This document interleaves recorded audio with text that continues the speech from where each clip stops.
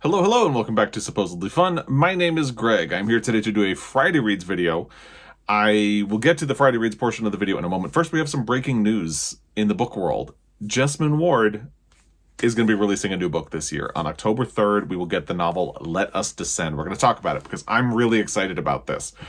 First of all, because I've really liked both of the Jesmyn Ward books that I have read before. I read Salvage the Bones when it was released in the lead up to it winning the National Book Award. And actually, fun story for me at least, I was working in a division of Macmillan at the time that handled distribution clients. And one of our clients published Salvage the Bones. So that was a title that we were working on. And we were so excited when it won the National Book Award because anyone who had read it really believed in the book. And there were people who were skeptical that it would win, but I think anyone who had read the book leading up to its release within our department was convinced that it deserved to win and would win, and it did. So that was really exciting. And I briefly got to meet her because of that. After she won the National Book Award, she came and sort of toured through, and I was really glad to have done that. And then she released Sing Unburied Sing, which is the book that I think should have won the Pulitzer Prize in 2018. I have a whole conversation about what did win that year and what I think should have won. I'll link it down below in the description box. You can check that out. So that leads to the sort of other exciting thing about it. I have said several times in the past, and I do believe this, that Jesmyn Ward is someone who is going to win a Pulitzer Prize for fiction at some point. I hope I'm not wrong about that, because she certainly is someone who deserves to win a Pulitzer Prize for fiction at some point. Again, I think she already should have had one in 2018 for her book, Sing Unburied Sing, but that's me. So this is a big release. I'm really excited about this. I am going to have to call Montana Book Company to see if I can pre-order it and get on the list, because I want it. I want this book now. I'm that excited about it. I can't wait. I cannot wait. So really quickly, I'm going to link an article from US News down in the description box as well, so you can check out full details on the book. Here are just a quick overview of what they say this book is going to be. The next novel by Jesmyn Ward, the two-time National Book Award winner, is the story of an enslaved teenage girl that the publisher is calling a blend of magical realism, historical narrative, and Dante's Inferno. I'm so sold. I was sold to Jesmyn Ward, but the second I read that, I was like, oh, this is going to be an incredible reading experience. Maybe this will be the book that finally gets her a Pulitzer. I'm rooting for her. I am always rooting for Jesmyn Ward. So this is a big one for me. It is her first novel since Sing Unburied Sing, winner of the National Book Award in 2017, and the first fictional work set in the distant past. The 45-year-old Ward, the only Black author to receive 2 National Book Awards for fiction, has been widely praised for her striking lyricism and deep, uncompromising perspective. In a statement issued by Scribner, Ward said she wanted to explore the hard truth of her new novel's protagonist, Ernest, and what it meant to, quote, have little to no physical agency over her own body, end quote. And then this is a continuation of the quote, just in a new paragraph. I also wanted to encourage readers to feel with and for Ernest and to recreate her experience as viscerally as possible. It took years and multiple drafts to understand how Ernest and enslaved people might have retained their sense of self, their sense of hope, in a time and place that attempted to negate both day in and day out. End quote. Ward added that she had to take time to figure out how to look straight at her life and relay the harshness and terror of her days, but also to recognize her resistance, her tenderness, her imagination, her belief in who she is and what she is capable of, which she retains even through the deepest darkness. Ward, who grew up in Mississippi and has set much of her work in the fictional Mississippi town Bois Sauvage, won National Book Awards for her 2 most recent novels, Salvage the Bones, which takes place at the time of Hurricane Katrina, and the surreal Sing Unburied Sing, about the struggles of a Mississippi family. She is also the recipient of a MacArthur Genius Grant, and in 2022 became the youngest winner of the Library of Congress's Prize for American Fiction, a Lifetime Achievement Honor. And honestly, if anybody is going to be the youngest person to get a Lifetime Achievement Award from the Library of Congress, I would say her. Toni Morrison, it jumped into my mind as I was speaking, but Toni Morrison didn't start her writing career until she was 40, so wouldn't have happened. But yeah, I am so excited about this book, and I cannot wait for October 3rd now. So Let me know if you're as excited as I am, and if you're going to be pre-ordering this book. If you've enjoyed the other Jesmyn Ward books as much as me, let's all talk Jesmyn Ward in the comment section down below. Just let's do it. I'm so excited for this announcement. I hope it's not a letdown, because last year the big book announcement that really got me so excited was the new Maggie O'Farrell book, and that ended up being something of a disappointment for me. I hope this doesn't follow suit. I really hope it doesn't. But I had only read one other Maggie O'Farrell book before. It was Hamnet. And I really, really love Hamnet, but I hadn't read any of her other work. With Jesmyn Ward, at least I've read 2 books. So I feel like it would be even more devastating if I end up not liking this new book, because she has such a track record with me that it would be really upsetting for it to fall. I don't think it will. I'm really excited about this book, but let me know what you think in the comment section down below. And without further ado, let's get to the actual Friday Reads portion of this video, because it's been a little bit of a quiet week, and I've made some progress on books. So I finished 3 books this week. I'm pulling up my list so I don't forget anything. So the first book that I finished this week was We Are Not Broken by George M. Johnson. I had started this last week and was almost done with it. I finished it over the weekend. And last week I did not have a copy of the book. I had ordered one and it arrived this week. So spoiler for my January book haul, which will be coming soon. I did really like this book. I do think that it is personal in a way that doesn't lend itself to a great reader experience all the way. So this is sort of a love letter to George M. Johnson's grandmother, who was called Nanny, and her status as a strong Black woman who did wonders to raise her family and was just a really great person. And it actually includes letters from other cousins of George M. Johnson in it that are addressed to Nanny, and talk about how sad they are that they have lost her. And it's a beautiful book. I love that it is this elegy for a strong Black woman and everything that she did for her family and all the sacrifices that she made for them. But it feels very personal to them. And I sometimes question how much it comes out for other people. It feels like almost like sitting in on somebody's therapy session in a way that almost closes it off. It could be a little more universal, maybe. I don't know. I really liked it, though. I really did enjoy it. And I feel like I'm being a little nitpicky with that. I think All Boys Aren't Blue, which was George M. Johnson's other memoir, felt much more urgent for other people to read and to be shared with other people. And I don't think this had that same sense of urgency. That's all. But it's a great book, and I would absolutely recommend it. I'm really glad that I read it and that I did the audio rather than wait for the book to be here. The other book, I mentioned in my last Friday Reads that I had gotten a copy of Ducks by Katie Beaton from my library. This is a memoir of Katie Beaton's time working in the oil sands of Alberta, Canada. I finished it over the weekend and actually returned it to the library during the week. So I don't have the copy anymore, hence the floating picture that you are looking at. And I really liked this book. This is my second 5-star read of 2023 so far. And I'm not someone who really focuses on the star factor when talking about books, but it's interesting to me that I've had 2 just in the month of January, and that both of them have been nonfiction. It seems like nonfiction is really knocking it out of the park for me this year. And it'll be interesting to see how far that continues into 2023, because I read a lot more fiction than nonfiction. And I tend to be a lot more passionate about fiction than I am about nonfiction, even though I really enjoy nonfiction. So it's just interesting to me that I've had 2 5-star reads in 2023 so far, and both of them have been nonfiction books. Obviously, the other one, if you follow along, was The Inland Island by Josephine Johnson. So this is a graphic memoir, and this, to me, skirts a complaint that I have with graphic novels or graphic memoirs sometimes. And I mentioned this specifically about Flung Out of Space recently. Flung Out of Space is a graphic novel about Patricia Highsmith at a time in her life when she was trying to pivot away from being a comic book writer to being a serious writer. And she manages to do that with the publication of Strangers on a Train, but it's also about the inspiration that led her to write The Price of Salt, which was later republished as Carol and inspired the movie Carol.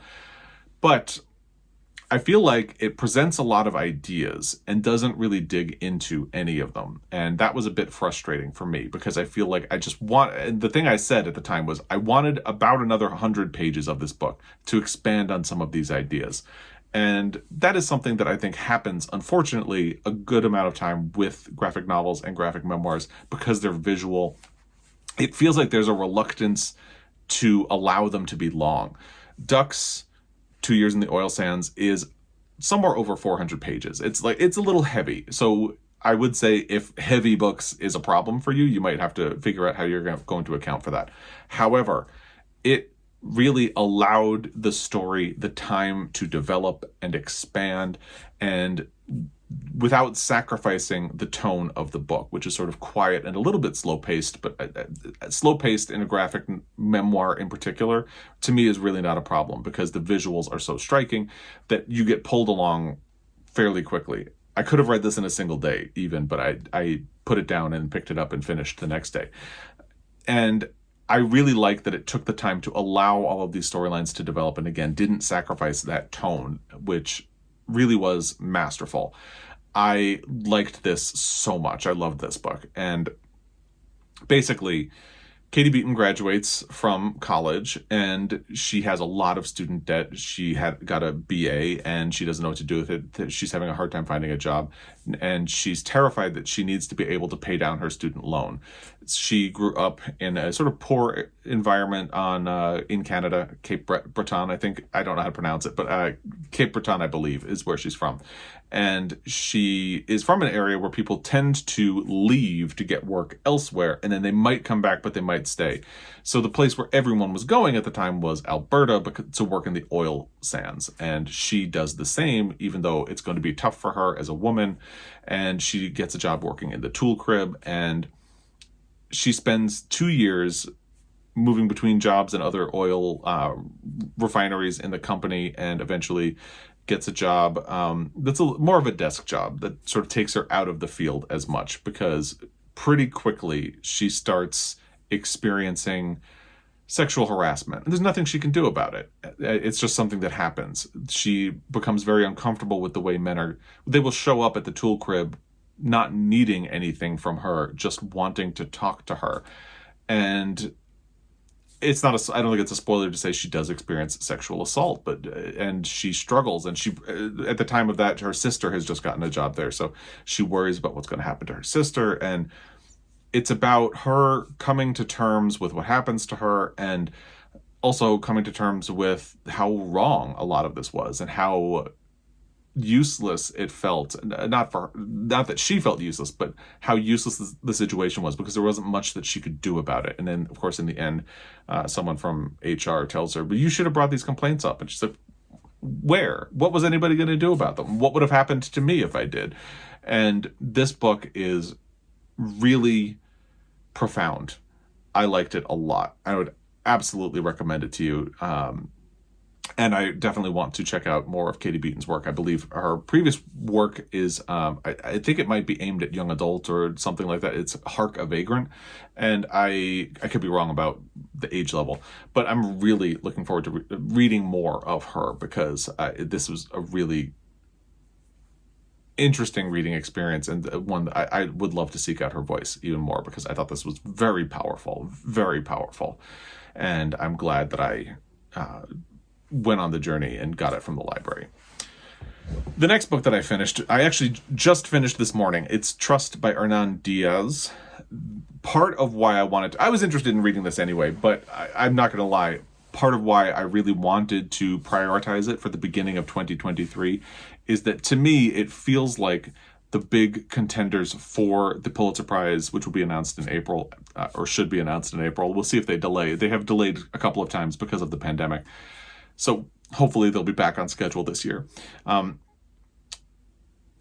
say the two big contenders are Demon Copperhead by Barbara Kingsolver and Trust by Hernan Diaz, because they are the books that have most consistently shown up on year-end best lists when it comes to fiction, and they seem to be the books that have the most momentum behind them. The Pulitzer sometimes completely rejects the notion of momentum and deliberately picks smaller books that people might not have discovered. But it does feel like conversation is narrowing on these two books. And I already read Demon Copperhead. It was my favorite book from last year. So I felt like I had to do Trust. So I got it on audio. And I was horrifically bored for the first 50% of the book. And I actually reached out to a friend who I knew had read the book and just kind of said, I'm about halfway through this and I am so bored. Does it get better? Is it worth it? And they responded and said, well, I think it does get better in the last half, but I can't promise you that it's going to be worth it. So I was like, oh, well, that's not promising. But I did continue and it did get better. So here's the thing. And I'm going to talk about the structure of the novel. I don't think that that is necessarily a spoiler because each section of the book is a variation on the same story. So the first part is a novel, or it's supposed to be a novel about a finance guy who in the novel is sort of accused of causing the crash of 1929, the stock market crash. And it's about him and his wife who dies of an illness. It is implied that she is mentally ill and he has her committed. And so it's not a very nice portrait of this man. And then the second part of the book is a memoir by a finance guy who seems to be responding through this memoir to accusations that he may have caused the stock market crash in 1929. And then the third section of the book is a woman who was hired by the finance guy who allegedly wrote that memoir. It turns out he didn't. She wrote it. And it's about her experience working with him on the memoir. And then the final section of the book is diary entries from that finance man's wife. And all of them put a spin on the same story, the same life. And ultimately, it sort of becomes about telling the story of a life. What is truth? Can you ever really know the truth? And different variations and how we present ourselves, which of course is a really interesting topic right now because of social media and all of that. But here's my problem. The first two sections of the book are really boring. It's only once you get to the third part and you meet the woman who actually wrote the memoir that the story really comes together. And I actually loved that section of the book. I'd go that far. I would say I loved that section of the book. And then I thought the diary section was interesting. And I think that the layer that it adds, and no spoilers, was predictable. I saw that coming a mile away. I'm not going to say what it is, but I saw the texture that it adds to the story coming pretty much from the beginning. So there's really only one section of the book that I actually really liked, and that's the part with Ida, who is the woman who wrote the memoir. And as much as I liked that and thought it was interesting, that part of the story doesn't come up until you're about halfway through. And that's a long time to be bored. And I understand why those sections of the book, those first two sections of the book, feel essential for, say, Hernan Diaz, because it really brings up and enhances that sense of like how you tell a story, how you may or may not know the truth, and how truth is presented and twisted and all of that stuff. However, I think you could have gotten that point across in Ida's story just as well, with just a little bit of tweaks to, enhance it, build it out. I think you could have done that. I don't think you actually needed the first two sections of the book. And to me, that's a pretty fatal flaw for what is otherwise a very good novel. I really think you could rework this novel and just make it, maybe even have the diary entries in the back or in some part of the novel. But I really think you could rework this novel a little bit and it would be just as impactful without those first two sections. I don't think the first two sections actually do much for this book at all. And therefore, obviously, I continue to be rooting for Demon Copperhead to win the Pulitzer Prize for Fiction this year. Who knows? When we get to the announcement, it could turn out that neither one of them even becomes a finalist. But I have no reservations about Demon Copperhead potentially winning the Pulitzer Prize for Fiction. If it turns out that Trust wins, it's only about a quarter of a good book to me. And that quarter is really good, but that would be a disappointment. I had high hopes for this. I would have loved for it to be more competitive. I would love to have a year where there are two major contenders for the Pulitzer Prize where I'm really invested in both of them. But that's not the way it turned out. So I was a little disappointed by that. But I am really interested to read more by Hernan Diaz. He was a finalist for the Pulitzer Prize in 2018, the year that Sing Unburied Sing did not win. And that was for a book called In the Distance. And I do really want to read that book. I have the audio of it saved on Scribd, and I would like to get to it at some point. He's definitely a great writer. I think the structure of this book is interesting. The way it is written and presented is really interesting. I just really think those first two sections of the book are boring and unnecessary. So, and that sounds really harsh. And I feel like I can be harsh with this book because that third section is so good.